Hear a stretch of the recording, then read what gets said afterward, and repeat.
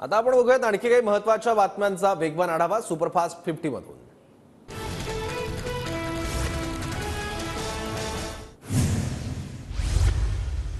इचलकरंजीमध्ये स्वाभिमानी ठाकरे गटाचे कार्यकर्ते आमने सामने, प्रचारादरम्यान दोन्ही पक्षाच्या कार्यकर्त्यांमध्ये तणाव।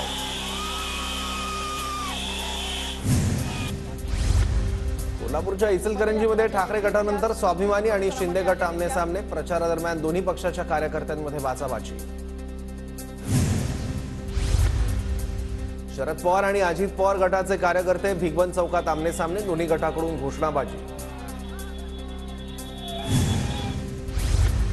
बारामती लोकसभेच्या अपक्ष उमेदवार सुनीता पवारांचा सुप्रिया सुळेंना पाठिंबा, इंदापूरमध्ये सुळेंच्या सांगता सभेत पाठिंबा। अजित पवारांचे पुत्र जय पवारांनी मनोज जरांगेंची सदिच्छा भेट घेतली, जय पवार आणि मनोज जरांगेंच्या भेटीने राजकीय वर्तुळात चर्चा।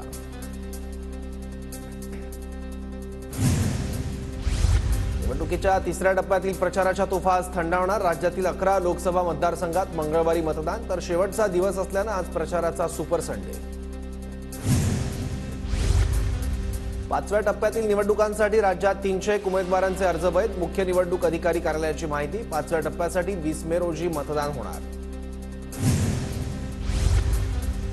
रत्नागिरी सिंधुदुर्ग लोकसभा मतदारसंघातील प्रचाराचा शेवटचा दिवस, सकाळपासूनच उमेदवारांसह कार्यकर्त्यांकडून घरोघरी प्रचार सुरू।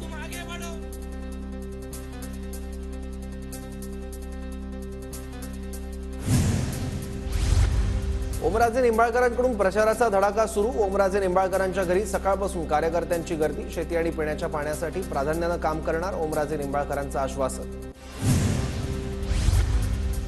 मवियाचे उमेदवार सुरेश म्हात्रे यांच्या प्रचारासाठी 12 तारखेला शरद पवारांची सभा, शहापूरमध्ये सभेचं आयोजन।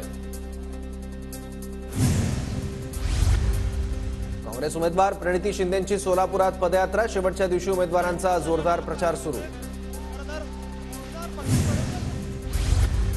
जळगाव आणि रावेर मतदारसंघातील 15 उमेदवारांना नोटीस, वंचितचे संजय ब्राह्मणे, बहुजन पक्षाचे विजय काळे यांच्यासह एकूण 15 उमेदवारांना नोटीस, निवडणुकीत खर्चाचा हिशोब सादर न केल्याने नोटीस जारी।